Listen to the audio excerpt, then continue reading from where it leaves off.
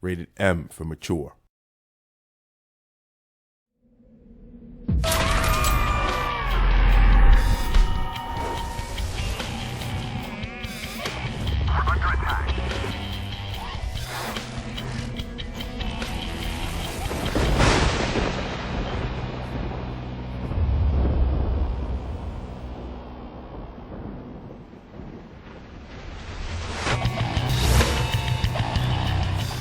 My name is John Garcia Shelton, and I'm the producer. In a lot of the ways, the story mirrors the story of Pandora's box. When you open the box, you unleash the creatures of myth and legend into the modern world, and what that does is it's a really profound impact. And these creatures come back to the world that they existed in thousands of years ago, and they start to remake it back into their place. The impact on our world, our buildings, our structures, our society is profound, and you get to see it all and experience it all as you're trying to survive. My name's Steve Skelton, lead designer. In the game, you learn after opening the box that there are two secret societies that are both trying to get a hold of the box and either harness the power of the box for their own evil plans or to try and set things back the way they were before you open the box.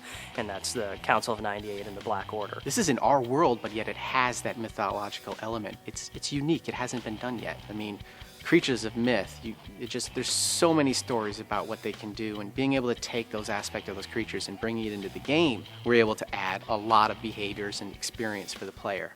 One of the first things we did when researching the types of creatures that we wanted to have in the game was looking at different mythologies, different creatures, and what their legends said about them. And then we translated that into what could be a good in-game mechanic, and then balance that against the types of different mechanics we wanted. So we wanted the werewolf, we wanted it to be a really strong predator. With the griffin, we wanted it to be a gigantic, unstoppable force. So we would balance it in different ways that way.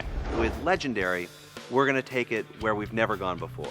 Not only are you going to have these epic cinematic moments of intensity, but the creatures and the technology driving the artificial intelligence, how the creatures think in the world, is some of the most advanced technology anywhere in any game.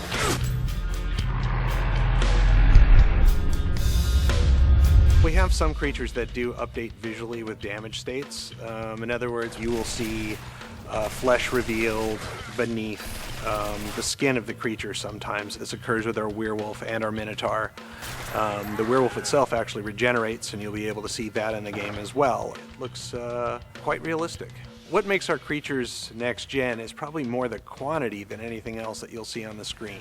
The real challenge was holding the quality bar up while drawing that much stuff at once. What we really wanted to do with our creatures and their mythology is to give them a sense of space in the world and presence. Our creatures don't just attack the player, they use the world to attack the player. What's real to you is real to the creatures, and it gives them a weight and a presence in the world. Just because they're mythological creatures doesn't mean to us they didn't exist in our game. You're going to see things like a minotaur bash through walls on the way to pursue the player. The first time the player is fighting the werewolf and they start to shoot it, and it changes its path away from the bullets to go grab a computer monitor and chuck it at them. That kind of intelligence and awareness is going to be a breath of fresh air to the player. Well, I think the thing that's most fun about playing Legendary is just the feeling of being overwhelmed by this new force of nature that's introduced back into the world.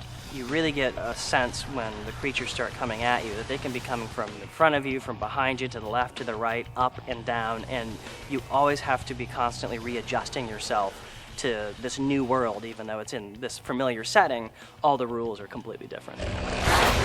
Legendary.